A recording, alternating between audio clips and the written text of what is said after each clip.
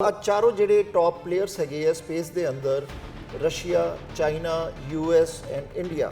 ਇਹਦੇ 'ਚ ਸਭ ਤੋਂ ਜ਼ਿਆਦਾ ਜਿਹੜਾ ਕਾਸਟ ਇਫੈਕਟਿਵ ਹੈ ਉਹ ਇੰਡੀਆ ਲਾਂਚ ਕਰਦਾ। 50 ਮੇਜਰ ਏਜੰਸੀਜ਼ ਹੈਗੀਆਂ ਨੇ ਇੰਡੀਆ ਵਿੱਚ ਜਿਹੜੀ ਇਸਰੋ ਦੇ ਨਾਲ ਜੁੜੀਆਂ ਤੇ ਹੋ ਸਕਦਾ ਕਿ ਸਾਨੂੰ ਇਨ ਡਿਊ ਕੋਰਸ ਆਫ ਟਾਈਮ ਕੋਈ ਜੋ ਮੈਟਲਸ ਜਾਂ ਮਿਨਰਲਸ ਮਿਲਣ ਜਿਹੜੇ ਅਸੀਂ ਕਦੀ ਅਰਥ ਤੇ ਦੇਖੇ ਵੀ ਨਹੀਂ। ਪਰ ਜਦੋਂ ਸਾਇੰਸ, ਟੈਕਨੋਲੋਜੀ, ਟੈਲੀਕਮਿਊਨੀਕੇਸ਼ਨ ਜਾਂ ਬਾਕੀ ਹਾਈ ਟੈਕ ਦਾ ਜਾਂ ਇਨਫੋਰਮੇਸ਼ਨ ਟੈਕਨੋਲੋਜੀ ਦੀ ਗੱਲ ਆਉਂਦੀ ਹੈ ਤਾਂ ਅਮਰੀਕਾ ਸਭ ਕੋਲ ਪਹਿਲੇ। ਅਮਰੀਕਾ ਨੇ ਰੋਬੋਟਸ ਵੀ ਭੇਜੇ ਔਰ ਮੂਨ ਤੇ ਲੈਂਡ ਕਰਨ ਲਈ ਜਿਹੜਾ ਹਿਊਮਨ ਹੈ ਉਹ ਅਮਰੀਕਾ ਹੀ ਇਕੱਲਾ ਕੰਟਰੀ ਹੈ।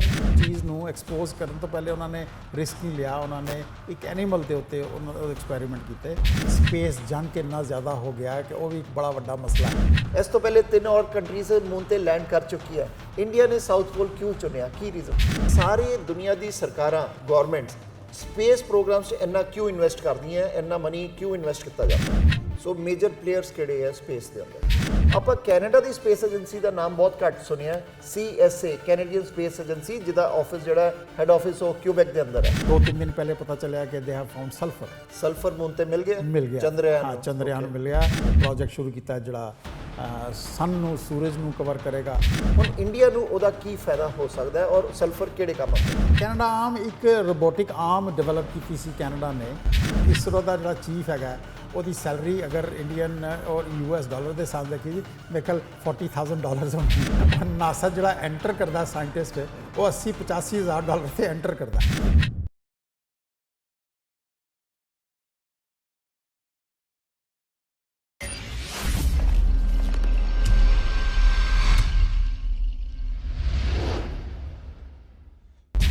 ਅਸੀਂ ਅੱਜ ਸ਼ੋਅ 'ਚ ਗੱਲਬਾਤ ਕਰਨ ਜਾ ਰਹੇ ਹਾਂ ਕੁਝ ਸਪੈਸ਼ਲ ਟੌਪਿਕ ਦੇ ਉੱਪਰ ਜਿਹੜਾ ਕਿ ਸਪੇਸ ਨਾਲ ਰਿਲੇਟਡ ਹੈ।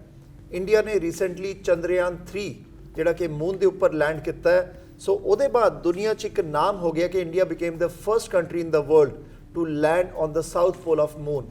ਇਸ ਤੋਂ ਪਹਿਲੇ ਵੀ ਕੰਟਰੀਜ਼ ਨੇ US, ਰਸ਼ੀਆ, ਚਾਈਨਾ ਜਿਹੜੇ ਕਿ ਮੂਨ ਤੇ ਲੈਂਡ ਕਰ ਚੁੱਕੇ ਹੈ, ਲੇਕਿਨ ਸਾਊਥ ਪੋਲ 'ਚ ਇੰਡੀਆ ਨੇ ਪਹਿਲੀ ਵਾਰ ਲੈਂਡ ਕੀਤਾ।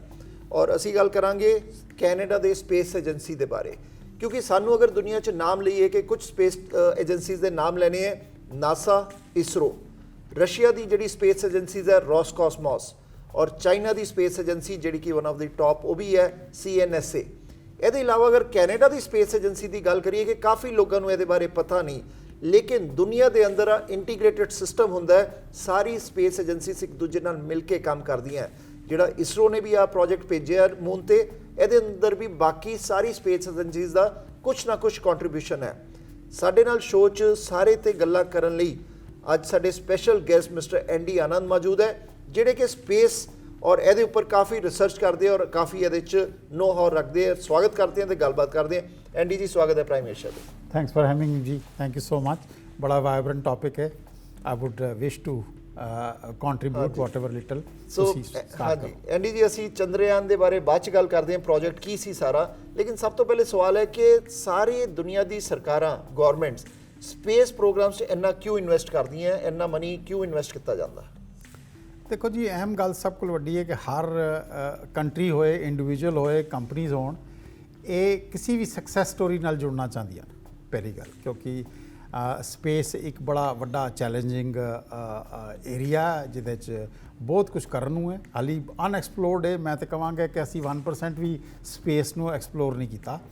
ਅਸੀਂ ਜਦੋਂ ਉਹਨੂੰ ਐਕਸਪਲੋਰ ਕਰਾਂਗੇ ਤਾਂ ਸਾਨੂੰ ਬਹੁਤ ਸਾਰੀਆਂ ਚੀਜ਼ਾਂ ਨਵੀਆਂ ਮਿਲਣਗੀਆਂ ਜਿਹੜੀ ਸਾਇੰਸ, ਟੈਕਨੋਲੋਜੀ ਔਰ ਹਿਊਮਨ ਡਿਵੈਲਪਮੈਂਟ ਵਾਸਤੇ ਬਹੁਤ ਜ਼ਰੂਰੀ ਹਨ।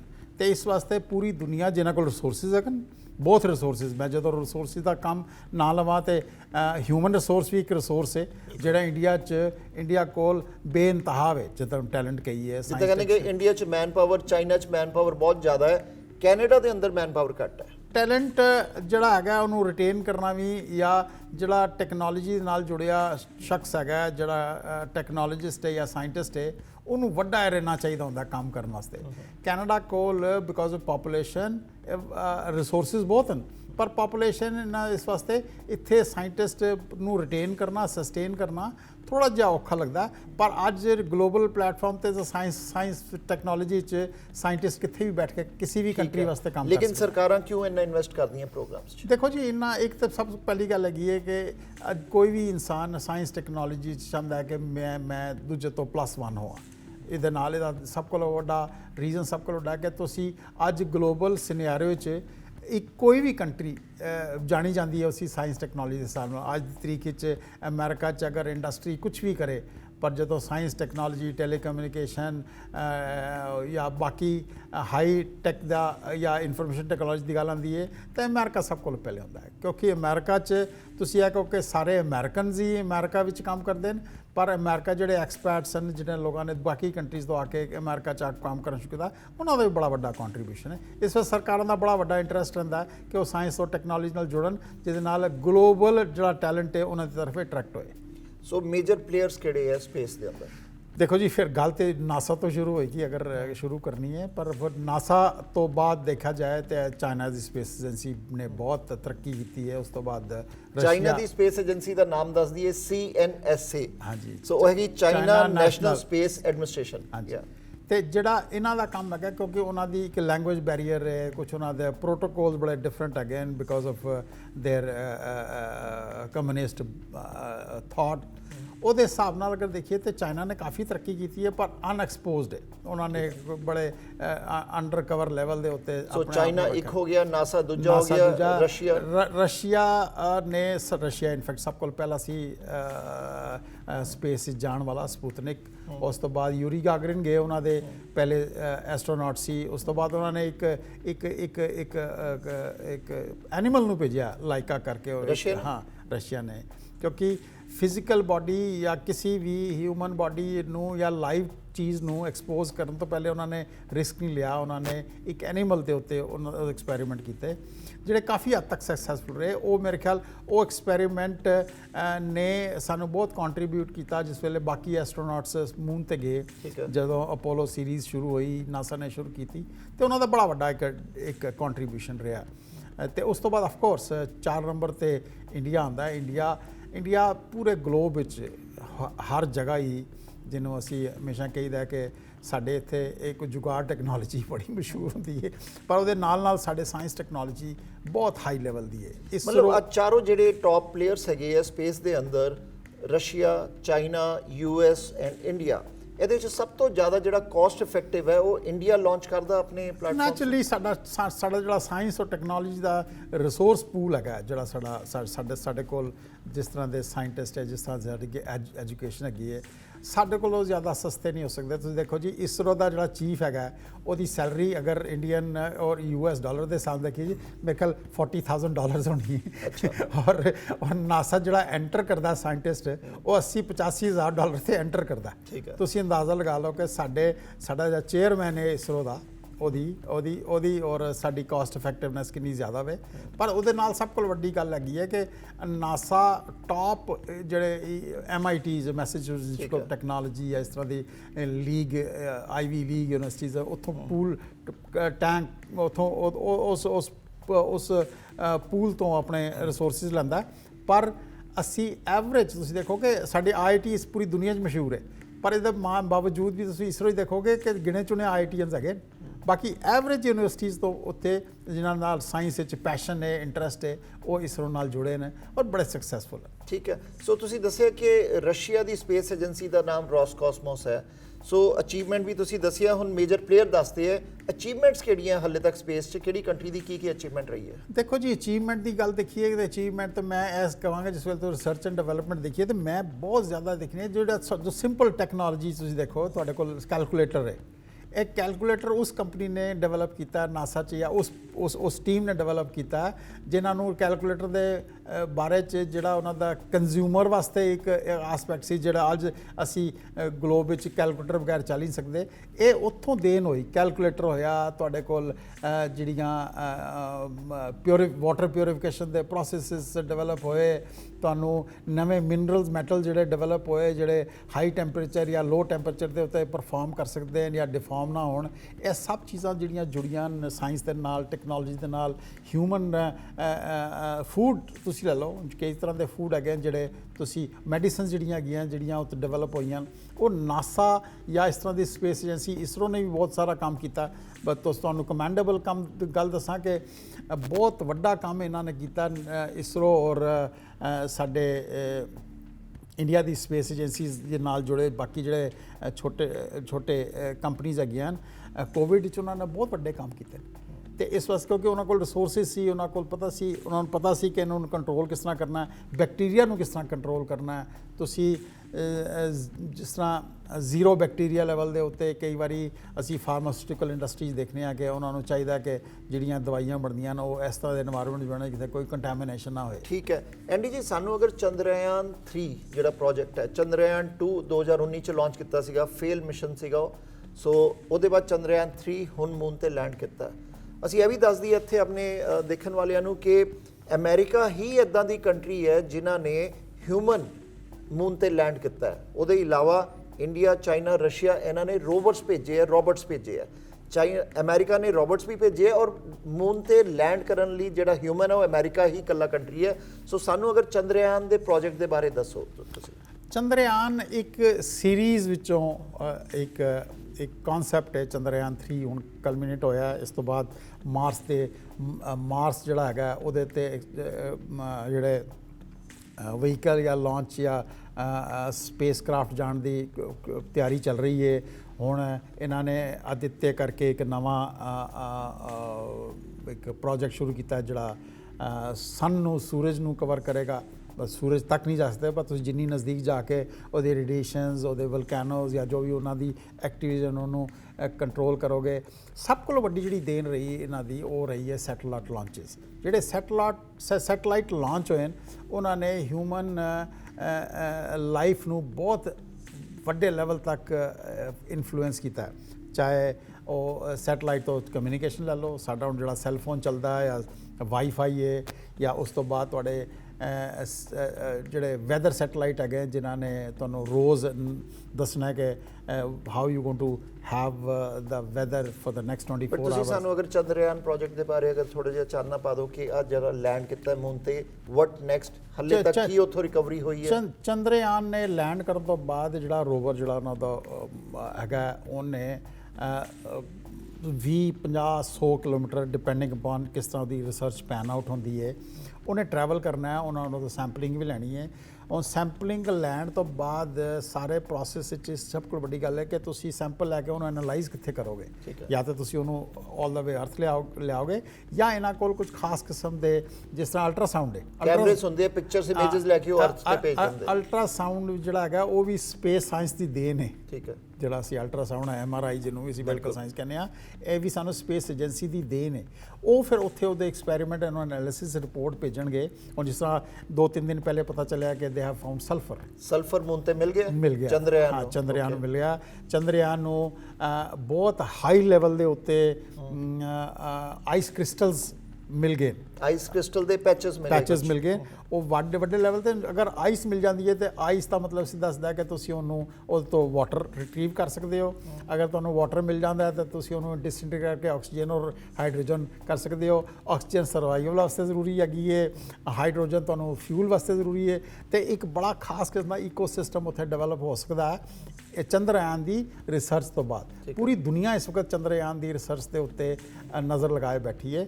ਕਹਿਣਾ ਬਿਲਕੁਲ ਵਾਜਿਬ ਹੈ ਕਿ ਤੁਸੀਂ ਇਸ ਵਕਤ ਚੰਦਰਯਾਨ ਦੇ ਨਾਲ ਬਾਕੀ ਏਜੰਸੀਆਂ ਵੀ ਜੁੜੀਆਂ। ਠੀਕ ਹੈ, ਕਿਉਂਕਿ ਕੱਲੀ ਇਸਰੋ ਨਹੀਂ ਹੈ। ਨਹੀਂ, ਇਸਰੋ ਨਹੀਂ ਹੈਗਾ ਜੀ। ਇਹਦੇ ਨਾਲ ਨਾਸਾ ਵੀ ਹੈ, ਇਸ ਨਾਲ ਚਾਈਨਾ ਦਾ ਵੀ ਹੈਗਾ, ਇਹਦੇ ਨਾਲ ਕੋਰੀਆ ਦੀ, ਜਾਪਾਨ, ਸਾਰੀ ਕੰਟਰੀਜ਼ ਜੁੜੀਆਂ ਨੇ ਆਪਣੀ ਸਪੈਸ਼ਲਿਟੀ ਦੇ ਨਾਲ, ਕਿਉਂਕਿ ਉਹ ਸਕਸੈਸ ਸਟੋਰੀ ਦੇ ਨਾਲ ਜੁੜਨਾ ਚਾਹੁੰਦੇ ਨੇ। ਸੋ ਤੁਹਾਡਾ ਮਤਲਬ ਕਿ ਵਰਲਡ ਦਾ ਇੰਟੀਗ੍ਰੇਟਿਡ ਸਿਸਟਮ ਹੈ ਸਪੇਸ ਦਾ। ਇੱਕ ਏਜੰਸੀ ਕੋਈ ਕੰਮ ਕਰਦੀ ਉਹਦੇ ਨਾਲ ਦੁਨੀਆ ਦੀ ਬਾਕੀ ਏਜੰਸੀਜ਼ ਦਾ ਵੀ ਕੋਈ ਨਾ ਕੋਈ ਕੰਟਰੀਬਿਊਸ਼ਨ ਹੁੰਦਾ। ਬੜਾ ਲਾਜ਼ਮੀ ਹੈ ਜੀ, ਇਹ ਸਾਇੰਸ ਦਾ ਪੈਸ਼ਨ ਹੈ। ਠੀਕ ਹੈ, ਜਿਸ ਵੇਲੇ ਸਾਇੰਸ ਦੀ ਰਿਸਰਚ ਹੁੰਦੀ ਹੈ, ਹੁਣ ਜਿਹੜੇ ਲੋਕ PhD ਕਰਦੇ ਨੇ, ਜਿਹੜੇ ਲੋਕ ਰਿਸਰਚ ਕਰਦੇ ਨੇ, ਉਹ ਅੱਜ ਕੱਲ੍ਹ ਗਲੋਬਲ ਪਲੇਟਫਾਰਮ ਦੇ ਉੱਤੇ ਇੱਕ ਦੂਜੇ ਰਿਸਰਚਰਸ ਦੇ ਨਾਲ ਕਮਿਊਨੀਕੇਟ ਕਰਦੇ ਰਹਿੰਦੇ ਨੇ ਕਿ ਦੋ ਅਲੱਗ-ਅਲੱਗ ਜ਼ੋਨਸ ਵਿੱਚ ਵਰਲਡ ਵਿੱਚ ਹੋ ਰਹੀਆਂ ਤੇ ਇੱਕੋ ਤਰੀਕੇ ਨਾਲ ਹੋਣ ਜਾਂ ਇੰਟੀਗ੍ਰੇਟ ਹੋਣ। ਠੀਕ ਹੈ ਐਂਡੀ ਜੀ, ਤੁਸੀਂ ਕਿਹਾ ਕਿ ਸਲਫਰ ਦੀ ਜਿਹੜੀ ਖੋਜ ਹੈ ਉਹ ਚੰਦਰਯਾਨ ਨੇ ਲੱਭ ਲਿਆ ਹੈ। ਹੁਣ ਇੰਡੀਆ ਨੂੰ ਉਹਦਾ ਕੀ ਫਾਇਦਾ ਹੋ ਸਕਦਾ ਹੈ ਔਰ ਸਲਫਰ ਕਿਹੜੇ ਕੰਮ ਆਉਂਦਾ? ਦੇਖੋ, ਸਲਫਰ ਪਹਿਲੀ ਸਭ ਕੋਲ ਕਿ ਸਲਫਰ ਦਾ ਸਭ ਕੋਲੋਂ ਜਿਹੜਾ એનર્ਜੀ ਰਿਸੋਰਸ ਹੈ, ਇੱਕ ਸਲਫਰ ਇੱਕ ਬੜਾ ਕੋਰ ਐਲੀਮੈਂਟ ਹੈਗਾ ਸਾਡੇ ਪੀਰੀਓਡਿਕਲ ਟੇਬਲ ਵਿੱਚ। ਉਹਦੇ ਨਾਲ ਜਿਹੜਾ ਸਲਫਰ ਹੈਗਾ ਨਾ, ਉਹ ਤੁਹਾਨੂੰ એનર્ਜੀ 'ਚ ਵੀ, ਟ੍ਰੀਟਮੈਂਟ ਵਿੱਚ ਵੀ, ਮੈਡੀਕਲ ਸਾਇੰਸ ਵਿੱਚ ਵੀ, ਸਭ ਕੁਝ। ਕਹਿਣ ਦਾ ਮਤਲਬ ਹੈ ਕਿ ਜਿਹੜੀ ਚੀਜ਼ ਸਾਨੂੰ ਉੱਥੇ ਹੋ ਸਕਦਾ ਕਿ ਸਾਨੂੰ ਇਨ ਡਿਊ ਕੋਰਸ ਆਫ ਟਾਈਮ ਕੋਈ ਜੋ ਮੈਟਲਸ ਜਾਂ ਮਿਨਰਲਸ ਮਿਲਣ ਜਿਹੜੇ ਅਸੀਂ ਕਦੀ ਅਰਥ ਤੇ ਦੇਖੇ ਵੀ ਨਹੀਂ। ਠੀਕ ਹੈ। ਉਹਨਾਂ ਦੀ ਕੀ ਯੂਟਿਲਾਈਜੇਸ਼ਨ ਹੋਏਗੀ, ਉਹਨਾਂ ਦੀ ਯੂਟਿਲਿਟੀ ਕੀ ਹੋਏਗੀ, ਉਹਨਾਂ ਦੀ ਨੌਲੇਜ ਦੇ ਨਾਲ ਬਾਕੀ ਡਿਵੈਲਪਮੈਂਟ ਕੀ ਹੋਣਗੀਆਂ, ਇਹ ਫਿਊਚਰ ਦੱਸੇਗਾ। ਪਰ ਜਿਸ ਵੇਲੇ ਸਲਫਰ ਲੱਭ ਗਿਆ ਤਾਂ ਸਮਝ ਲਓ ਕਿ ਸਲਫਰ ਇੱਕ ਇਹੋ ਜਿਹਾ ਐਲੀਮੈਂਟ ਹੈ ਜਿਹਦੇ ਨਾਲ 5-6 ਐਲੀਮੈਂਟ ਦਾ ਹੋਣਾ ਲਾਜ਼ਮੀ ਹੈ ਉਹਦੇ ਆਸ-ਪਾਸ ਉਹਦੀ ਵੈਸਿਨਿਟੀ ਚ ਹੋਣਗੇ। ਸੋ ਸਲਫਰ, ਹਾਂਜੀ, ਜਿਹੜੇ ਰੌਕ ਦੀ ਉਹਨਾਂ ਨੇ ਐਨਾਲਿਸਿਸ ਕੀਤਾ ਉਹਦੇ ਸਲਫਰ ਮਿਲਿਆ, ਬਾਕੀ ਜਿਹੜੀਆਂ ਚੀਜ਼ਾਂ ਮਿਲੀਆਂ ਉਹ ਵੀ ਐਨਾਲਾਈਜ਼ ਹੋ ਰਹੀਆਂ ਹੋਣੀਆਂ ਅਰਥ ਤੇ ਕਿਸੇ ਨਾ ਕਿਸੇ ਲੈਬ ਵਿੱਚ, ਕਿਉਂਕਿ 50 ਮੇਜਰ ਏਜੰਸੀਜ਼ ਹੈਗੀਆਂ ਨੇ ਇੰਡੀਆ ਵਿੱਚ ਜਿਹੜੀ ਇਸਰੋ ਦੇ ਨਾਲ ਜੁੜੀਆਂ। ਸੋ ਇੰਡੀਆ ਨੇ ਲੈਂਡ ਕੀਤਾ ਸਾਊਥ ਪੋਲ ਤੇ, ਮੂਨ ਦੇ ਸਾਊਥ ਪੋਲ ਤੇ। ਇਸ ਤੋਂ ਪਹਿਲੇ 3 ਹੋਰ ਕੰਟਰੀਜ਼ ਮੂਨ ਤੇ ਲੈਂਡ ਕਰ ਚੁੱਕੀ ਹੈ। ਇੰਡੀਆ ਨੇ ਸਾਊਥ ਪੋਲ ਕਿਉਂ ਚੁਣਿਆ, ਕੀ ਰੀਜ਼ਨ ਸੀ? ਰੀਜ਼ਨ ਇਹ ਸੀ ਕਿ ਸਾਊਥ ਪੋਲ ਤੱਕ ਤਾਂ ਬੜਾ ਡਿਫਿਕਲਟ ਪੈਚ ਸੀ, ਪਹਿਲੀ ਗੱਲ। ਔਰ ਦੂਜਾ ਕੀ ਹੈ ਕਿ ਜਿਹੜੀ ਐਨਾਲਿਸਿਸ ਹੋਇਆ ਉਸ ਤੋਂ ਬਾਅਦ ਨਾਸਾ ਜਾਂ ਬਾਕੀ ਏਜੰਸੀਜ਼ ਨੇ ਸਾਊਥ ਪੋਲ ਤੇ ਉੱਤੇ, ਜਾਂ ਇੰਡੀਆ ਨੇ ਵੀ, ਇਸਰੋ ਨੇ ਵੀ ਸਾਊਥ ਪੋਲ ਤੇ ਉੱਤੇ ਇਹ ਜਿਹੜੇ ਆਈਸ ਦੇ ਪੈਚਿਸ ਜਾਂ ਆਈਸ ਦੀ ਜਿਹੜੀ ਲੇਕ ਜਾਂ ਬੜੇ ਵੱਡੇ ਜਿਹੜਾ ਉਹਨਾਂ ਨੂੰ ਕ੍ਰਿਸਟਲਸ ਦੇਖੇ, ਉਹਨਾਂ ਨੇ ਕੀਤਾ ਤੇ ਉਹਨਾਂ ਦਾ ਇੰਟਰਸਟ ਹੋਰ ਵੱਧ ਗਿਆ। ਠੀਕ ਹੈ। ਕਿ ਅਗਰ ਪਾਣੀ ਹੈਗਾ ਮੂਨ ਦੇ ਉੱਤੇ, ਅਗਰ ਆਈਸ ਕ੍ਰਿਸਟਲ ਹੈਗਾ, ਪਾਣੀ ਹੈਗਾ ਤੇ ਫਿਰ ਬਾਕੀ ਲੈਵਲ, ਨੈਕਸਟ ਲੈਵਲ ਦਾ ਮਿਨਰਲਸ ਵੀ ਹੋ ਸਕਦੇ ਆ। ਸਰਵਾਈਵਲ ਜਿਹੜਾ ਇੱਕ ਹਿਊਮਨ ਬੀਇੰਗ ਦਾ, ਮੈਂ ਸਿਰਫ ਇਨਸਾਨ ਦੀ ਗੱਲ ਨਹੀਂ ਕਰ ਰਿਹਾ, ਅਗਰ ਹਿਊਮਨ ਬੀਇੰਗ ਦਾ ਸਰਵਾਈਵਲ ਉੱਥੇ ਜ਼ਰੂਰੀ ਹੈ ਤੇ ਇਸ ਵਾਸਤੇ ਉਹ ਇੱਕ ਐਲੀਮੈਂਟ ਦੇ ਮਿਲਣ ਦੇ ਨਾਲ ਉਹਦੇ ਚਾਂਸਸ ਬੜੇ ਵੱਧ ਸਕਦੇ ਹਨ। ਔਰ ਦੂਜਾ ਗੱਲ ਜਿਹੜਾ ਹੁਣ ਅੱਜ ਕੱਲ੍ਹ ਬੜਾ ਪਪੂਲਰ ਹੋ ਰਿਹਾ ਮੂਨ ਟੂਰਿਜ਼ਮ ਔਰ ਸਪੇਸ ਟੂਰਿਜ਼ਮ, ਉਹਦੇ ਵਾਸਤੇ ਹੀ ਬੜਾ ਜ਼ਰੂਰੀ ਹੈ ਕਿ ਤੁਸੀਂ ਉੱਥੇ ਜਾਓਗੇ ਤਾਂ ਹੋ ਸਕਦਾ ਹੈ ਕਿ ਮੂਨ ਦੇ ਸਾਊਥ ਪੋਲ ਦੇ ਤੁਹਾਨੂੰ ਉੱਤੇ ਇੱਕ ਅੱਛਾ ਕੈਫੇ ਮਿਲੇ ਜਿੱਥੇ ਜਾ ਕੇ ਤੁਸੀਂ ਪਾਣੀ ਪੀ ਸਕਦੇ ਹੋ। ਚਲੋ ਤੇ ਅਸੀਂ ਗੱਲ ਕਰ ਲਈਏ ਕਿ ਏਲੀਅਨਸ ਦੀ ਵੀ ਇੱਦਾਂ ਦੀ ਵੀ ਕੁਝ ਸੋਸ਼ਲ ਮੀਡੀਆ ਤੇ ਸੁਣਿਆ ਕਿ ਕਾਫੀ ਚੰਦਰਯਾਨ ਨੂੰ ਕਾਫੀ ਡਿਫਰੈਂਟ ਦੀਆਂ ਆਵਾਜ਼ਾਂ ਸੁਣਨ ਨੂੰ ਆ ਰਹੀਆਂ ਤੇ ਏਲੀਅਨਸ ਦੀ ਆਵਾਜ਼ਾਂ ਹੈਗੀਆਂ ਉੱਥੇ। ਸੋ ਏਲੀਅਨਸ ਦੇ ਅਮਰੀਕਾ ਦੇ ਅੰਦਰ ਕਾਫੀ ਜ਼ਿਆਦਾ ਰਿਸਰਚ ਚੱਲਦੀ ਹੈ। ਸੋ ਕੀ ਮੂਨ ਦੇ ਉੱਪਰ ਵੀ ਏਲੀਅਨਸ ਹੋ ਸਕਦੇ? ਦੇਖੋ, ਅਸੀਂ ਬੜਾ ਹੀ ਛੋਟਾ ਜਿਹਾ ਹਿੱਸਾ ਹੈਗੇ ਗਲੈਕਸੀ ਦਾ। ਠੀਕ ਹੈ। ਅਗ ਬ੍ਰਹਮਾਂਡ ਵਿੱਚ ਸਾਡੀ ਪ੍ਰੈਜ਼ੈਂਸ ਨੈਗਲੀਜੀਬਲ ਹੈਗੀ ਹੈ। ਇਹਦਾ ਮਤਲਬ ਹੈ ਕਿ ਬ੍ਰਹਮਾਂਡ ਵਿੱਚ ਬਾਕੀ ਵੀ ਗਲੈਕਸੀਜ਼ ਜਾਂ ਬਾਕੀ ਵੀ ਲਾਈਫ ਕਿਤੇ ਨਾ ਕਿਤੇ ਹੋਣੀ ਹੈ। ਹੋ ਸਕਦਾ ਹੈ ਕਿ ਸਾਨੂੰ ਅਗਰ 5 ਸਾਲ 4 ਸਾਲ ਟਰੈਵਲ ਟਾਈਮ ਲੱਗਦਾ ਜਾਂ 1 ਲਾਈਟ ਈਅਰ ਲੱਗਦਾ ਕਿਤੇ ਪਹੁੰਚਣ ਨੂੰ, ਦੂਜੇ ਹੋ ਸਕਦਾ ਹੈ ਕਿ ਦੂਜੀ ਸਿਵਲਾਈਜੇਸ਼ਨ ਸਾਡੇ ਤੋਂ ਵੀ ਐਡਵਾਂਸ ਹੋਣ। ਬਿਲਕੁਲ। ਉਹਨਾਂ ਨੇ ਏਲੀਅਨਸ ਦਾ ਹੋਣਾ, ਏਲੀਅਨਸ ਦੀ ਵਿਜ਼ਿਟ ਅਰਥ ਦੇ ਉੱਤੇ ਬਹੁਤ ਜਗ੍ਹਾ ਸਰਟੀਫਾਈਡ ਵੀ ਹੋਈ ਹੈ। ਠੀਕ ਹੈ। ਬਹੁਤ ਜਗ੍ਹਾ ਹੋਈ ਹੈ। ਔਰ ਸਾਡੇ ਕੁਝ ਅਗਰ ਤੁਸੀਂ ਆਪਣੇ ਸ਼ਾਸਤਰੀ ਦੇਖ ਲਓ, ਸਾਡੇ ਜਿਹੜੇ ਪੁਰਾਣੇ ਕਥਾ ਹੈਗੀਆਂ ਨੇ, ਉਹਦੇ ਵਿੱਚ ਬਹੁਤ ਸਾਰਾ ਵਿਵਰਣ ਹੈਗਾ। ਅਮਰੀਕਾ 'ਚ ਕੋਰਟ ਕੇਸ ਚੱਲਦੇ ਕਾਫੀ ਏਲੀਅਨਸ ਨੂੰ ਰਿਸਰਚ ਨੂੰ ਲੈ ਕੇ, ਕਿਉਂਕਿ ਰਿਸਰਚ ਵਾਲੀ ਜਗ੍ਹਾ ਜਿਹੜੀਆਂ ਹੈਗੀਆਂ ਜਿੱਥੇ ਉੱਥੇ ਹੀ ਆਣਾ ਕਿਸੇ। ਸੋ ਚੰਦਰਯਾਨ ਨੂੰ ਕੁਝ ਇੱਦਾਂ ਦੀਆਂ ਆਵਾਜ਼ਾਂ ਸੁਣੀਆਂ ਕਿ ਤੁਸੀਂ ਦੇਖੋ, ਸਾਊਂਡ ਇੱਕ ਇੱਕੋ ਚੀਜ਼ ਹੈ, sound is part of energy, ਔਰ ਐਨਰਜੀ ਇੱਕੋ ਚੀਜ਼ ਹੈ ਜਿਹੜੀ ਡਿਸਟਰੋਏ ਨਹੀਂ ਹੁੰਦੀ, ਉਹ ਆਪਣੀ ਫਾਰਮ ਬਦਲ ਲੈਂਦੀ ਹੈ। ਓਕੇ। ਇਸ ਤਰ੍ਹਾਂ ਤੁਸੀਂ ਅਗਰ ਮੂਨ ਤੇ ਜਾਂ ਸਨ ਤੇ ਕੋਈ ਆਵਾਜ਼ਾਂ ਸੁਣਦੇ ਹੋ ਤੇ ਉਹ ਬ੍ਰਹਮਾਂਡ ਵਿੱਚ ਕਿੱਥੇ ਨਾ ਕਿੱਥੇ એનર્ਜੀ ਦੀ ਫਾਰਮ ਚੇਂਜ ਕਰਕੇ ਹੈਗੀ ਹੈ। ਉਹਨਾਂ ਨੂੰ ਐਨਾਲਾਈਜ਼ ਕਰਨ ਤੋਂ ਬਾਅਦ ਪਤਾ ਚੱਲੇਗਾ ਕਿ ਉਹਨਾਂ ਦਾ ਉਹ ਆਵਾਜ਼ ਜਿਹੜੀਆਂ ਹੈਗੀਆਂ ਨੇ ਉਹ ਏਲੀਅਨਸ ਦੀਆਂ ਨੇ ਕਿ ਕਿਸੇ ਹੋਰ ਵਿਸਫੋਟ ਜਾਂ ਕਿਸੇ ਹੋਰ ਤਰ੍ਹਾਂ ਦੇ ਪ੍ਰੋਸੈਸ ਚੋਂ ਨਿਕਲੀਆਂ। ਐਨਡੀ ਜੀ, ਗੱਲ ਕਰ ਲਈਏ ਕਿ ਇੰਟਰਨੈਸ਼ਨਲ ਸਪੇਸ ਸਟੇਸ਼ਨ ਦੀ ਵੀ। ਸੋ ਇੰਟਰਨੈਸ਼ਨਲ ਸਪੇਸ ਸਟੇਸ਼ਨ ਜੋ ਹੈ ਉਹਦੇ ਤੇ US, ਰਸ਼ੀਆ, ਯੂਰਪ, ਜਾਪਾਨ ਤੇ ਕੈਨੇਡਾ ਵੀ ਉਹਦਾ ਪਾਰਟਨਰ ਹੈ। ਸਪੇਸ ਸਟੇਸ਼ਨ ਜਿਹੜਾ ਸਪੇਸ ਹੈ ਉੱਥੇ ਕੰਟਰੀਜ਼ ਆਉਂਦੀਆਂ ਜਾਂਦੀਆਂ। ਸੋ ਆ 4 ਕੰਟਰੀਜ਼ ਜੋ ਮੈਂ ਦੱਸੀਆਂ, US, ਰਸ਼ੀਆ, ਯੂਰਪ, ਜਾਪਾਨ ਤੇ ਕੈਨੇਡਾ, ਆ ਸਪੇਸ ਸਟੇਸ਼ਨ ਦੇ ਮੈਂਬਰ ਹੈ। ਹੁਣ ਮੈਂ ਗੱਲ ਕਰਾਂ ਕੈਨੇਡੀਅਨ ਸਪੇਸ ਏਜੰਸੀ ਦੀ। ਰਸ਼ੀਅਨ ਸਪੇਸ ਏਜੰਸੀ ਦਾ ਨਾਮ ਰੋਸਕਾਸਮੋਸ ਹੈ। ਆਪਾਂ ਕੈਨੇਡਾ ਦੀ ਸਪੇਸ ਏਜੰਸੀ ਦਾ ਨਾਮ ਬਹੁਤ ਘੱਟ ਸੁਣਿਆ, CSA, ਕੈਨੇਡੀਅਨ ਸਪੇਸ ਏਜੰਸੀ, ਜਿਹਦਾ ਆਫਿਸ ਜਿਹੜਾ ਹੈਡ ਆਫਿਸ ਉਹ ਕਿਊਬੈਕ ਦੇ ਅੰਦਰ ਹੈ। ਸੋ ਮੈਨੂੰ CSA ਦੇ ਬਾਰੇ ਦੱਸੋ, ਕੀ ਕੰਟਰੀਬਿਊਸ਼ਨ ਹੈ ਕੈਨੇਡੀਅਨ ਸਪੇਸ ਏਜੰਸੀ ਦੀ?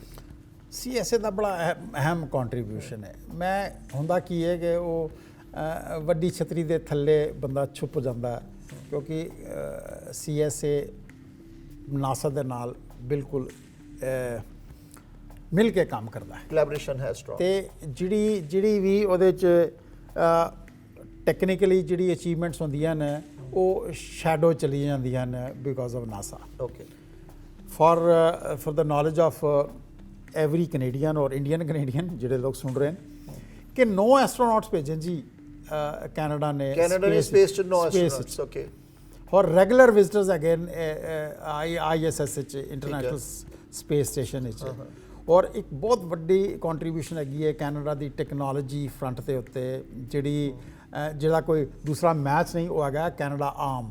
ਠੀਕ ਹੈ, ਕੀ ਹੈ ਕੈਨੇਡਾ ਆਰਮ? ਇੱਕ ਰੋਬੋਟਿਕ ਆਰਮ ਡਿਵੈਲਪ ਕੀਤੀ ਸੀ ਕੈਨੇਡਾ ਨੇ CSA ਨੇ ਜਿਹੜੀ ਰਿਪੇਅਰ ਵਰਕ ਕਰਦੀ ਹੈ ਸਪੇਸ ਤੇ। ਅੱਛਾ। ਔਰ ਫਿਊਚਰ ਵਿੱਚ ਅਗਰ ਬਾਕੀ ਵੀ ਸੈਟਲਾਈਟ ਜਾਂ ਬਾਕੀ ਵੀ ਸਪੇਸ ਕਰਾਫਟ ਅਗਰ ਇੰਟਰਨੈਸ਼ਨਲ ਸਪੇਸ ਸਟੇਸ਼ਨ ਤੇ ਡੌਕ ਕਰਨਗੇ ਉਹਨਾਂ 'ਚ ਕੋਈ ਗੜਬੜੀ ਹੈ ਰਿਪੇਅਰ ਕਰਨਾ ਹੈ ਕੁਝ ਕਰਨਾ ਹੈ ਤੇ ਰੋਬੋਟਿਕ ਆਰਮ ਜਾ ਕੇ ਰੋਬੋਟਿਕ ਆਰਮ ਕੁਝ ਨਹੀਂ ਹੈਗੀ ਉਹ ਕੈਨੇਡਾ ਉਹਦਾ ਰੋਬੋਟਸ ਹੈਗੇ ਜਿਹੜੇ ਕਿ ਰਿਪੇਅਰ ਕਰਦੇ ਸਪੇਸ ਸਟੇਸ਼ਨਸ ਜਾਂ ਤੇ ਬਹੁਤ ਵੱਡਾ ਕੈਨੇਡਾ ਦਾ ਕੰਟਰੀਬਿਊਸ਼ਨ ਹੈ। I think Canada Space Agency ਦਾ ਬਹੁਤ I mean we should compliment them for such a wonderful achievement। ਠੀਕ ਹੈ। ਸੋ ਕਿਉਂਕਿ ਨਾਸਾ ਤੁਹਾਡੀ ਗੱਲ ਠੀਕ ਹੈ ਕਿਉਂਕਿ ਨਾਸਾ ਇੰਨਾ ਵੱਡਾ ਹੈ ਕਿ ਜਿਹੜੀ CSA ਉਹਦੇ ਥੱਲੇ ਵੱਡੇ ਅੰਬਰੇਲਾ ਥੱਲੇ ਛੋਟਾ ਅੰਬਰੇਲਾ ਛੁਪ ਜਾਂਦਾ ਬਟ ਕੈਨੇਡੀਅਨ ਸਪੇਸ ਏਜੰਸੀ ਦੀ ਬਹੁਤ ਇੰਪੋਰਟੈਂਸ ਹੈ। ਇਸਰੋ ਦੇ ਅੰਦਰ ਵੀ ਹੋ ਸਕਦਾ ਹੈ ਕੈਨੇਡੀਅਨ ਸਪੇਸ ਏਜੰਸੀਜ਼ ਦੇ ਰੋਬੋਟਸ ਜਾਂਦੇ ਹੋਣ ਇੱਥੋਂ ਉਹਨਾਂ ਦੀ ਕੋਲੈਬੋਰੇਸ਼ਨ ਹੋਏ ਬਾਕੀ ਜਾਪਾਨ ਦੀ ਜਾਂ ਹੋਰ ਸਪੇਸ ਏਜੰਸੀ 'ਚ ਵੀ CSA ਦਾ ਕਾਫੀ ਵੱਡਾ ਹੱਥ ਹੋਏ। ਇੱਕ ਬੜੀ ਅੱਛੀ ਗੱਲ ਹੈਗੀ ਹੈ ਮੈਂ ਕਹਾਂਗਾ ਕਿ ਜਿੱਥੇ ਤੱਕ ਸਪੇਸ ਸਾਇੰਸਿਸ ਦਾ ਸਵਾਲ ਹੈ ਨਾ ਤੇ ਕੋਈ ਪੋਲੀਟੀਕਲ ਜਾਂ ਡਿਪਲੋਮੈਟਿਕ ਹਰਡਲਸ ਨਹੀਂ ਹੈਗੇ ਦੁਨੀਆ 'ਚ। ਇਸ ਵਕਤ ਵੀ ਹਰ ਕੰਟਰੀ ਦੂਜੀ ਕੰਟਰੀ ਨਾਲ ਮਿਲ ਕੇ ਕੰਮ ਕਰਨਾ ਚਾਹੁੰਦੀ ਹੈ।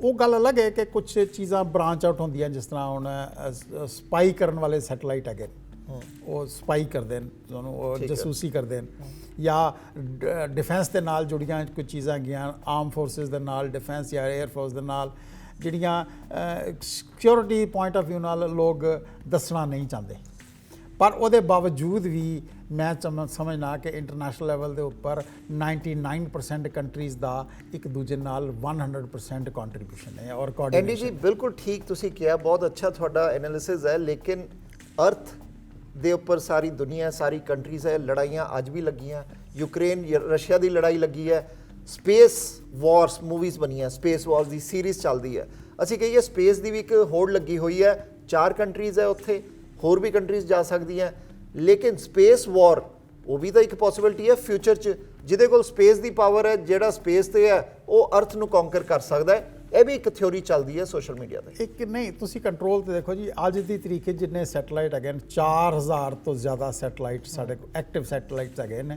ਜਿਹੜੇ ਸਾਡੇ ਹਰ ਸਿਸਟਮ ਨੂੰ ਕੰਟਰੋਲ ਕਰ ਰਹੇ ਚਾਹੇ ਕਮਿਊਨੀਕੇਸ਼ਨ ਹੈ ਚਾਹੇ ਡਿਫੈਂਸ ਹੈ ਚਾਹੇ ਵੈਦਰ ਹੈ ਜਾਂ ਕੁਝ ਵੀ ਹੈਗਾ। ਹੁਣ ਇਹਦੇ 'ਚ ਅਗਰ ਮੈਨੂਪੂਲੇਸ਼ਨ ਕਰਤੀ ਜਾਏ ਜਾਂ ਕੋਈ ਇਹਨਾਂ ਨੂੰ ਕਿਸੇ ਤਰੀਕੇ ਨਾਲ ਮੈਨੂਵਰ ਕਰ ਲੇ ਜਾਂ ਇਹਨਾਂ ਨੂੰ ਮੈਨੇਜ ਕਰ ਲੇ ਤੇ ਤੁਸੀਂ ਕਿਸੇ ਤਰ੍ਹਾਂ ਦਾ ਡਿਜ਼ਾਸਟਰਸ ਦੁਨੀਆ ਤੇ ਲਿਆ ਸਕਦੇ ਮਤਲਬ ਜਿਹਦੀ ਪਾਵਰ ਸਪੇਸ 'ਚ ਹੈ ਉਹ ਅਰਥ ਨੂੰ ਕੌਂਕਰ ਕਰ ਸਕਦਾ ਹੈ ਇਹ ਵੀ ਪੋਸੀਬਿਲਿਟੀ ਹੈ। ਮੈਂ ਕੀਪਿੰਗ ਫਿੰਗਰਸ ਕ੍ਰਾਸ ਮੈਂ ਰੱਬ ਨੂੰ ਚਾਹਾਂਗਾ ਕਿ ਇਹੋ ਜੀ ਚੀਜ਼ ਨਾ ਹੋਏ ਲੇਕਿਨ ਜਿਹੜੀ ਦੂਜੀ ਦੁਨੀਆ 'ਚ ਗੱਲ ਚੱਲਦੀ ਹੈ ਇਹ ਜੀ ਹੋਈ ਤੇ ਬੜਾ ਵੱਡਾ ਡਿਜ਼ਾਸਟਰ ਹੈ। ਉਸ ਤੋਂ ਪਹਿਲੇ ਮੈਂ ਇੱਕ ਹੋਰ ਗੱਲ ਕਹਾਂਗਾ ਕਿ ਸਪੇਸ ਵਿੱਚ ਸਪੇਸ ਜੰਗ ਇੰਨਾ ਜ਼ਿਆਦਾ ਹੋ ਗਿਆ ਕਿ ਉਹ ਵੀ ਇੱਕ ਬੜਾ ਵੱਡਾ ਮਸਲਾ ਹੈ। ਉਹ ਕੀ ਹੈ ਸਪੇਸ ਜੰਗ? ਕਿਉਂਕਿ ਇਹ ਜਿੰਨੇ ਵੀ ਤੁਹਾਡੇ ਸਪੇਸ ਕਰਾਫਟ ਜਾਂਦੇ ਨੇ ਇਹ 90% ਦਾ ਚੀਜ਼ਾਂ ਰਸਤੇ ਛੱਡੀ ਜਾਂਦੇ ਨੇ। ਠੀਕ ਹੈ। ਇਹ ਹੁਣ 5 ਲੱਖ ਕਿਲੋਮੀਟਰ ਤੇ ਇਹ ਛੱਡਤਾ ਫਿਰ ਇਹ ਛੱਡਤਾ ਤੇ ਸਪੇਸ ਜੰਗ ਕਾਫੀ ਸਪੇਸ ਜੰਗ ਸਪੇਸ ਵਿੱਚ ਫਲੋਟ ਕਰ ਰਿਹਾ। ਠੀਕ ਹੈ। ਉਹ ਆਪਣੇ ਆਪ ਵਿੱਚ ਸਪੇਸ ਜੰਗ ਹੈ। ਅਗਰ ਤੁਹਾਨੂੰ ਮੈਂ ਥੋੜਾ ਜਿਹਾ ਡਿਬੇਟ ਕਰਾਂ ਤੇ ਐਵਰੇਸਟ ਦੇ ਉੱਤੇ ਜੰਗ ਇੰਨਾ ਜ਼ਿਆਦਾ ਸੀ ਕਿ ਹੁਣ ਤੇ ਉੱਥੇ ਸਪੈਸ਼ਲ ਮਿਸ਼ਨ ਭੇਜਣੇ ਸ਼ੁਰੂ ਕਰਤੇ ਨੇ ਕਿ ਜਿਹੜੇ ਜੰਗ ਨੂੰ ਕੱਲ ਨੂੰ ਸਾਇੰਟਿਸਟ ਉਹਦਾ ਸਪੇਸ 'ਚ ਵੀ ਜੰਗ ਕਲੀਨ ਕਰਨ ਲਈ ਬੰਦੇ ਭੇਜਦੇ ਕਰਨਗੇ ਤਾਂ ਇੱਕ ਜੰਗ ਰਿਮੂਵਲ ਔਰ ਫਿਰ ਸਪੇਸ ਵਾਰ ਇਹ ਸਭ ਚੀਜ਼ਾਂ ਔਰ ਮੈਨੇਜ ਕਰਨਾ ਜਾਂ ਮੈਨੂਵਰ ਕਰਨਾ ਜਾਂ ਮਿਸਮੈਨੇਜ ਕਰਨਾ ਜਾਂ ਇੰਟਰਫੇਅਰ ਕਰਨਾ ਇਹ ਚੀਜ਼ਾਂ ਸਾਇੰਸ ਦੇ ਨਾਲ ਜੁੜੀਆਂ ਨੇ।